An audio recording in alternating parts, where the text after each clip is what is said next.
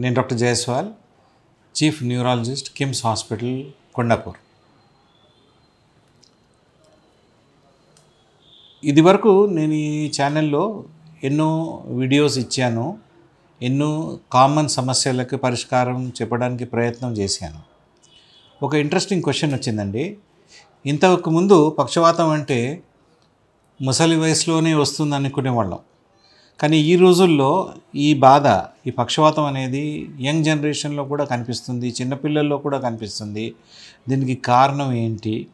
ఏమి టెన్షన్ లేకుండా, ఏం ఆలోచన లేకుండా నార్మల్గా ఉండేవాళ్ళకు కూడా సడన్గా ఈ వ్యాధి రావటానికి కారణం ఏంటి?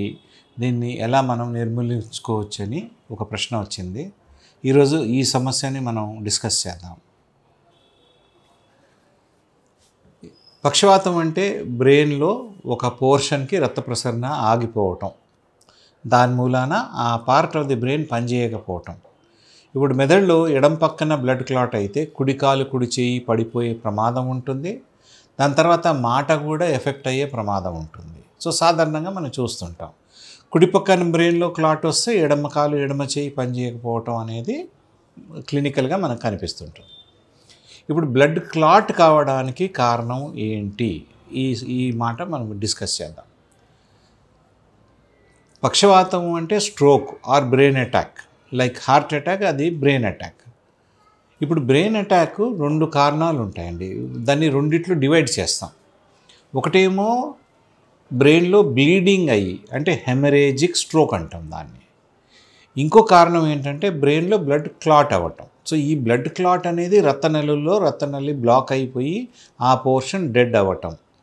బ్రెయిన్ హెమరేజ్లో ఏమవుతుందంటే సాధారణంగా బీపీ బాగా రేజ్ అయ్యి రక్తనళి చితికి ఆ పోర్షన్ డ్యామేజ్ అయ్యి పక్షవాతం లాగా మనకు మేనిఫెస్ట్ అవుతుంది. బ్లడ్ ప్రెషరే కాదు, ఇంకా వేరే కారణాల్లో పుట్టుకతో మనకు రక్తనళులు ఎన్యూరిజం ఉండటం కానీ, మాల్ఫార్మేషన్స్ ఉండటం కానీ, ఈ కారణాల వలన కూడా మనకు ప్రెషర్ ఎప్పుడైనా రేజ్ అయితే ఇవి చితికి మనకి పక్షవాతం లాగా మేనిఫెస్ట్ అవుతుంటుంది. సో పక్షవాతం ఆర్ బ్రెయిన్ అటాక్ ఇది ఏ వయసులో అయినా రావచ్చు. ఇప్పుడు డెలివరీ టైంలో బ్రెయిన్కి దెబ్బ తగిలి కూడా పక్షవాతం లాగా మేనిఫెస్ట్ అవ్వచ్చు. యంగ్ ఏజ్లో చిన్నపిల్లల్లో కూడా ఇన్ఫెక్షన్స్ మూలాన వాస్కులైటిస్ లాంటి సమస్య ఎదురై దాని తర్వాత కాలు చేయి పడిపోవటం అనేది జరుగుతుంది. కానీ చిన్నపిల్లల్లో ఈ సమస్య ఉన్నా కూడాను కొన్ని నెలల్లో, కొన్ని రోజుల్లో ఇది కవర్ అయిపోతుంది. ఎందుకంటే వాళ్ళు చిన్నగా ఉన్నారు, బ్రెయిన్ డెవలప్ అవుతుంది కాబట్టి డ్యామేజ్ అయిన బ్రెయిన్ ఫంక్షన్ని నార్మల్ బ్రెయిన్ ఓవర్టేక్ చేసుకుంటుంది. కాబట్టి చిన్నప్పుడు వచ్చిన వాతము పెద్దగా అయిన తర్వాత కనిపించకపోవచ్చు. చాలా వరకు 85% ఆఫ్ పేషెంట్స్ ఇంప్రూవ్ అయిపోతారు.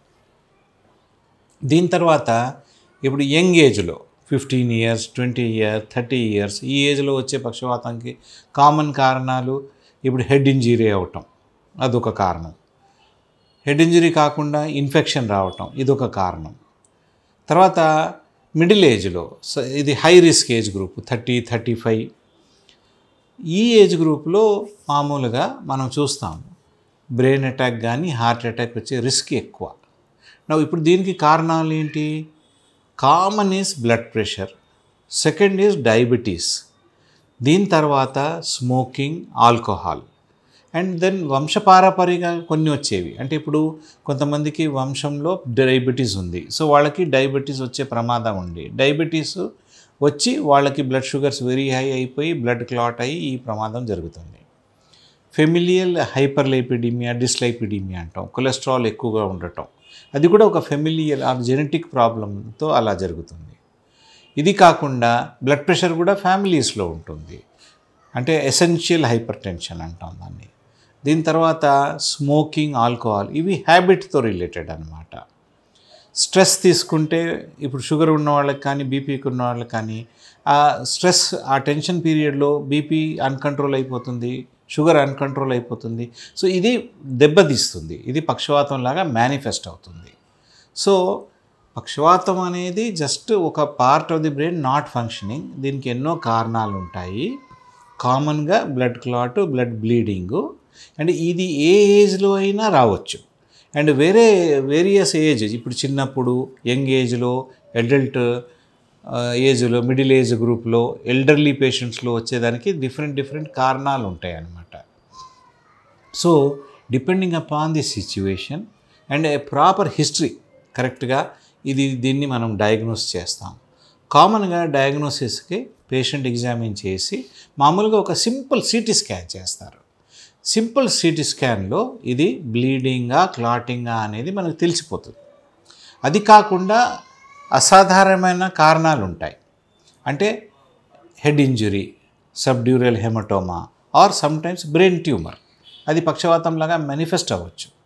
సో ఈ కాజెస్ అన్నీ రేర్ కాజెస్ కూడా మనకి మామూలుగా 80-85% కేసెస్లో ఒక డయాగ్నోసిస్కి మనం రావచ్చు అండ్ దాని ప్రకారంగా ట్రీట్మెంట్ ఇమీడియట్గా ఇనిషియేట్ చేయవచ్చు.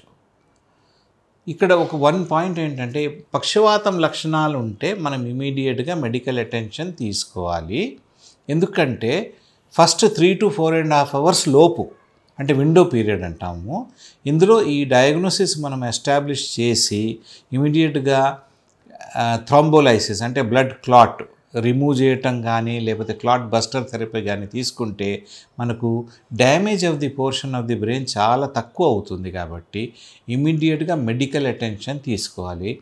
ఇక్కడ ఒక చిన్న పాయింట్ అండి, చిన్న దగ్గర వెళ్ళకూడదు. మనం ఈ స్ట్రోక్ ఫెసిలిటీ ఉన్న సెంటర్కి, దగ్గరలో ఉన్న స్ట్రోక్ ఫెసిలిటీ ఉన్న సెంటర్కి వెళ్ళటం అనేది ఉత్తమం, శ్రేయస్కరం. ఎందుకంటే మన టైం వేస్ట్ కాదు అక్కడ. అండ్ ఇప్పుడు స్కాన్ చేసినాక ఇప్పుడు మనం అప్రాప్రియేట్ క్యాండిడేట్ అయితే ఇమీడియట్గా అక్కడ వాళ్ళు థ్రాంబోలైసిస్ చేస్తారు, లేకపోతే క్లాట్ ఇవాక్యువేషన్ చేస్తారు. కాబట్టి స్ట్రోక్ డ్యామేజ్ చాలా మినిమం ఉంటుంది. మన యాక్టివిటీస్ ఆఫ్ డైలీ లివింగ్, అంటే స్ట్రోక్ నుంచి రికవర్ అయిన తర్వాత మన daily activities of daily living, ADL అంటాం. సో మినిమం మనం యాక్టివిటీస్ ఆఫ్ డైలీ లివింగ్ చేయగలుగుతాము. తర్వాత వేరే వాళ్ళ మీద డిపెండ్ ఉండము. తర్వాత కొంతమంది మీద ఫ్యామిలీ డిపెండ్ ఉంటుంది, వాళ్ళు బ్రెడ్ ఎర్నర్స్ ఫ్యామిలీకి. సో వాళ్ళకి డ్యామేజ్ నిమిత్తం మాత్రం అయితే కదా వాళ్ళు ఫ్యామిలీని కాపాడుకొని వాళ్ళు ముందుకు వెళ్ళగలరు. కాబట్టి ఈ డ్యామేజ్ మినిమం ఉండాలి. డ్యామేజ్ మినిమం ఉంటేనే మన రికవరీ ఫాస్ట్ ఉంటుంది అండ్ దాని తర్వాత మన లైఫ్ మనం నియర్లీ నార్మల్గా లీడ్ చేయొచ్చు. సో ఇది స్ట్రోక్ని ఐడెంటిఫై చేయటం చాలా ఇంపార్టెంట్. ఇంకొక సాధారణమైన ప్రశ్న, ఇది పక్షవాతం అనేది ఏ ఏజ్ గ్రూప్లో అయినా రావచ్చు, ఇది ఒక పాయింట్. కానీ ఇది వంశపారంపర్యంగా వస్తుందా అనేది ఇది ఒక కామన్ ప్రశ్న అందరు అడుగుతుంటారు. సో ఇక్కడ దీన్ని మనం ఎలా డివైడ్ చేస్తామంటే, వంశపారంపర్యంగా వచ్చేది అంటే ఇప్పుడు family history of diabetes, blood pressure and cholesterol abnormalities family history ఉందనుకోండి. సో ఇలాంటిది మనకు పక్షవాతం వచ్చే అవకాశం ఎక్కువ. ఎందుకంటే పక్షవాతానికి కామన్ కాజెస్ నేను చెప్పినట్టుగా బీపీ, షుగరు, కొలెస్ట్రాల్. నా ఒక ఎగ్జాంపుల్ చెప్తానండి. ఇప్పుడు ఒక పేషెంట్కి మనం రొటీన్ చెకప్ చేస్తాము. వాళ్ళకి HbA1c అంటే గత 3 నెలల్లో వాళ్ళకి షుగర్ లెవెల్స్ ఎంత ఉండిందని ఒక చెకప్ కింద చేస్తాం. అప్పుడు వాళ్ళ HbA1c అంటే గత 3 నెలల యావరేజ్ షుగర్ లెవెల్స్ హై వస్తాయి. అటువంటప్పుడు మనం వాళ్ళకు ఒక ప్రశ్న అడుగుతాం, మీ అమ్మ నాన్నకి ఎవరికైనా షుగర్ ఉందా? సో మనకు సాధారణంగా 90% అవునండి, మా మదర్కి ఉంది, ఫాదర్కి ఉంది, లేకపోతే ఇద్దరికి ఉందని తెలుస్తుంది. అటువంటప్పుడు మన పరిస్థితి ఏంటి? మనం జెనెటికల్లీ ప్రోన్ ఉన్నాం, అంటే మనకు జెనెటిక్గా అది షుగర్ వచ్చే ప్రమాదం అవకాశం ఉంది. అయితే ఇప్పుడు మనం ఇంకా ఫ్రాంక్గా షుగర్ రాలేదు, కానీ షుగర్ వచ్చే సూచన ఉంది. అంటే గత 3 నెలల యావరేజ్ చూస్తే HbA1c ఎక్కువగా ఉంది. ఇటువంటప్పుడు వాళ్ళకి మనం షుగర్ క్లినికల్గా రాలేదు, ఇంకా షుగర్స్ హై లేవు, కానీ వాళ్ళకి ప్రీ డయాబెటిక్ స్టేటస్ అంటాం. వాళ్ళకి మనం ముందే diet, exercise and care of food ఇది మనం వాళ్ళకి అడ్వైస్ చేయగలము. సో దట్ వాళ్ళకి షుగర్ వచ్చే రిస్క్ మనం డిలే చేయవచ్చు. సో జనరల్గా షుగర్ ఉన్న వాళ్ళకి మనం అడ్వైస్ చేసేది ఏంటి? First diet, second exercise, third is medicine. So 3 నెలల యావరేజ్ షుగర్ మనం చూస్తే HbA1c ఒక మార్కర్ అనమాట. దీని మీద ట్రీట్మెంట్ స్టార్ట్ చేయాలా, చేయకూడదా, ఇంకా వెయిట్ చేయొచ్చా, ఇది ప్రీ డయాబెటిక్ స్టేజ్లో ఉందా అనేది మనకు తెలుస్తుంది ఈ టెస్ట్ ద్వారా. కాబట్టి 6.5 కంటే యావరేజ్ ఉంటే షుగర్ ఉన్నట్టు. కానీ 6.5 నుంచి 7 ఉన్నంత వరకు మనం ట్యాబ్లెట్స్ స్టార్ట్ చెయ్యము. వీళ్ళకి డయట్ అండ్ ఎక్సర్సైజ్ మాత్రమే చెప్తాము. HbA1c 7 కంటే ఎక్కువ ఉంటే we have to start the treatment. అది కాకుండా వేరే ఫ్యాక్టర్స్ కూడా కన్సిడర్ చేస్తాం. ఇప్పుడు ఇంతకుముందు స్ట్రోక్ వచ్చింది, ఇంతకుముందు హార్ట్ అటాక్ వచ్చింది, లేకపోతే బ్యాడ్ హ్యాబిట్స్ అంటే alcohol, smoking and family history of paralysis and heart attack ఇవన్నీ ఉన్నాయి అనుకోండి. సో అప్పుడు మనం జనరల్గా వెయిట్ చేయం, కొంచెం అగ్రెసివ్గానే షుగర్ కంట్రోల్కి, లిపిడ్ కంట్రోల్కి, కొలెస్ట్రాల్ కంట్రోల్కి, బీపీ కంట్రోల్కి మనం అడ్వైస్ ఇస్తాం. సో ఈ ఫ్యాక్టర్స్ అన్నీ హెరిడిటరీ. ఇది కాకుండా కొన్ని జెనెటిక్ డిసార్డర్స్ ఉన్నాయి. ఈ జెనెటిక్ డిసార్డర్స్ ఏంటి? బ్లడ్లో క్లాటింగ్కి సంబంధించిన డిసార్డర్స్ అన్నమాట. దీని మూలాన ఏమవుతుందంటే కొన్ని డెఫిషియన్సీస్ ఉంటే ఇలాంటి పేషెంట్స్కి బ్లడ్ క్లాట్ అయ్యే ప్రమాదం ఎక్కువ. అండ్ ఇది కాకుండా జెనెటిక్ ఫ్యాక్టర్స్ కొన్ని ఉంటాయి. దాని మూలాన యంగ్ ఏజ్లో రతనలలో తేడా ఉండటం, లేకపోతే రతనలలు బాగా పల్చగా ఉండటం, దీని మూలాన స్ట్రోక్ వచ్చే ప్రమాదం వీళ్ళలో ఎక్కువ ఉంటుంది. సో జెనెటిక్స్ డెఫినెట్గా ప్రతి దాంట్లో ఒక రోల్ ప్లే చేస్తుంది. జెనెటిక్ ఫ్యాక్టర్స్ ఉన్న వాళ్ళని ఈ హై రిస్క్ గ్రూప్ని మనం తొందరగా ఐడెంటిఫై చేసి వాళ్ళలో ప్రివెన్షన్ అనేది ఎంత తొందరగా స్టార్ట్ చేస్తే అంత తొందరగా మనకు ఈ ట్రాజడీ మనం అవాయిడ్ చేయొచ్చు. Thank you.